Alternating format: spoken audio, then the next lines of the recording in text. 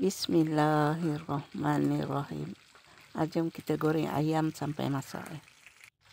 Ada sos tiram, kicap sotong ataupun sos ikan ya, sos cili. 2 biji bawang besar, 4 biji bawang putih, halia tu 1 inci. Tinggalkan sedikit bawang besar tu untuk menumis nanti ya. Cili padi tu ikut pedas masing-masing ya. Kisar dengan bawang putih, bawang besar halia tu ya. Ada 1 sudu kecil gula merah. Ni kita nak kisar cili padi, halia, bawang putih, bawang besar tu ya. Tumis bawang besar yang lebih tadi sedikit tu ya. Tumis hingga kuning dan layu.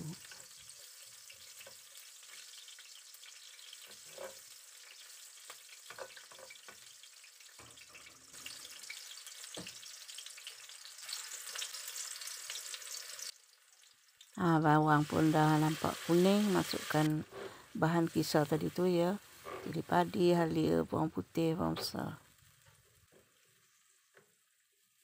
Biarkan cili tu masak dan sedikit kering ya.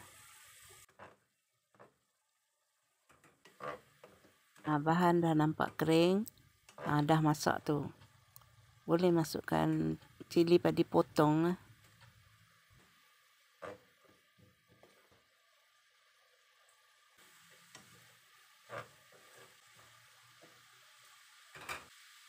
Masukkan gula merah tu. Sos cili tu agak-agak 3 sudu makan. 2 sudu makan sos tiram. Sos ikan tu masuk sedikit dulu ya. Serbuk perasa.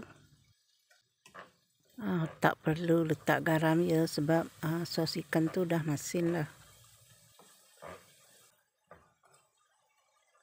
Letak sedikit air.